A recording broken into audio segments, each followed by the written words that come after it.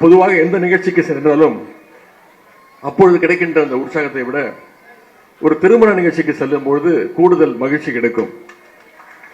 அதுவும் இன்றைக்கு சென்னை மேற்கு மாவட்டத்திற்கு தென்மேற்கு மாவட்டத்தில் நடக்கின்ற இந்த நிகழ்ச்சி வரும்பொழுது எனக்கு ஒரு சந்தேகம், இந்த நிகழ்ச்சி தென்மேற்கு மாவட்டத்தில் நடக்கின்றதா அல்லது கிழக்கு மாவட்டத்தில் நடக்கின்றதா என்று ஒரு சின்ன சந்தேகம் வருகிறது. எங்கே நடத்தினாலும் அண்ணன் சேகர்பாபு அண்ணன் நடத்துகின்ற நிகழ்ச்சி, அவர் துறை நடத்துகின்ற நிகழ்ச்சி, அது எப்பொழுதுமே ஒரு சிறப்பான நிகழ்ச்சியாக கண்டிப்பாக அமைந்திருக்கும். ஒரு திருமணத்திற்கு செல்கின்ற பொழுதே அப்படி என்றால், இன்றைக்கு இந்த மேடையிலே 30 இணையர்களுக்கு நாம் திருமணத்தை நடத்தி வைக்கின்றோம்.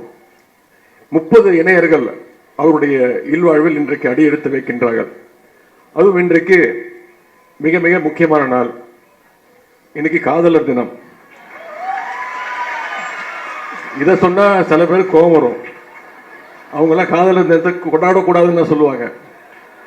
காதலர் தினத்தை கொண்டாடாம இருக்க முடியுமா?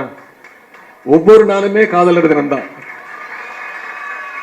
அப்படிப்பட்ட முக்கியமான தினத்தில் இன்றைக்கு இந்த திருமணத்தை நடத்தி வைக்கின்றோம்.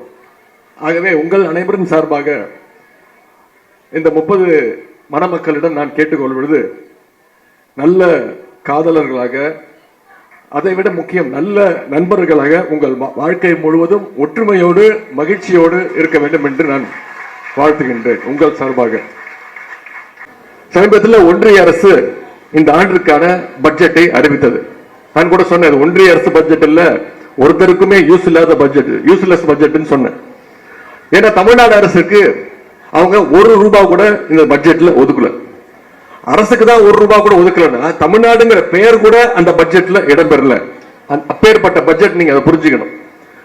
நிதியமைச்சர் நிர்மலா சீதாராமன் அவர்கள் கிட்டத்தட்ட 1 மணி நேரம் 20 நிமிஷம் பாராளுமன்றத்தில் அந்த பட்ஜெட்டை படிச்சாங்க. ஒரு முறை கூட தமிழ்நாடு என்ற பெயர் அதுல உச்சரிக்கப்படல. 1 ரூபாய் கூட ஒதுக்கல.